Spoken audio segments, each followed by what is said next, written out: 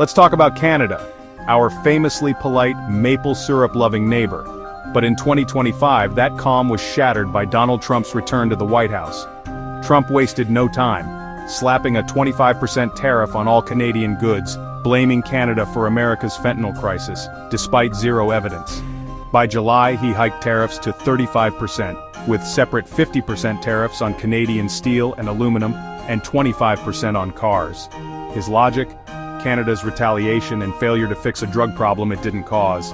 The spark? A modest Canadian digital services tax which Trump called an attack on America. Canada dropped the tax, but Trump imposed tariffs anyway. This isn't strategy, it's chaos.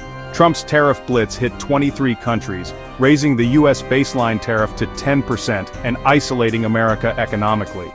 For Canada, whose economy is deeply tied to the US, this is more than a spat, it's an existential threat. Trump treats international relations like a reality show, and now everyone's fired. The stakes for Canada have never been higher. Canada, led by new Prime Minister Mark Carney, decided enough was enough. Instead of broad retaliation, Carney's government targeted Trump's personal empire, reviewing every Trump Organization business license in Canada. The message, "Attack our economy, will hit your wallet." Canadian banks and pension funds began divesting from Trump ventures, turning his assets into financial pariahs. Canada also imposed reciprocal tariffs on U.S. goods, cars, steel, food, hitting key U.S. industries. Carney's approach is clear. This isn't a fight with Americans, but with Trump himself. Canada is not for sale, ever, Carney declared, drawing a firm line. By focusing on Trump's brand, Canada turned his ego into his greatest weakness.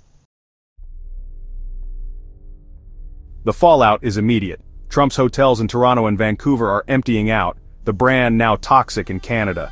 Canadian partners are fleeing, and Trump's business is bleeding. But the pain crosses the border. U.S. states like Montana and Maine, reliant on Canadian trade and energy, face economic crisis. Trump's tariffs are hurting his own citizens, not just Canadians. In 2024, U.S.-Canada trade was massive, over $760 billion, supporting millions of jobs. Now that relationship is unraveling over a fabricated crisis and bruised egos.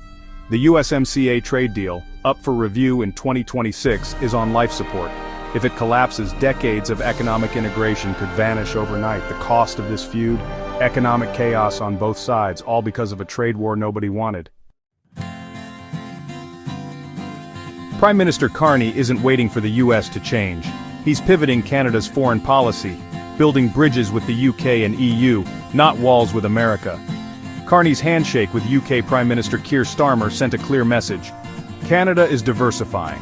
This isn't just about new markets, it's about forging alliances with stable, reliable partners. Canada is preparing for a future less dependent on the US, investing in long-term global relationships. Trump's America First has sparked a Canada First, rooted in global engagement, not isolation. The diplomatic map is being redrawn and Canada is taking charge. In the end, this crisis may be the moment Canada truly comes of age on the world stage.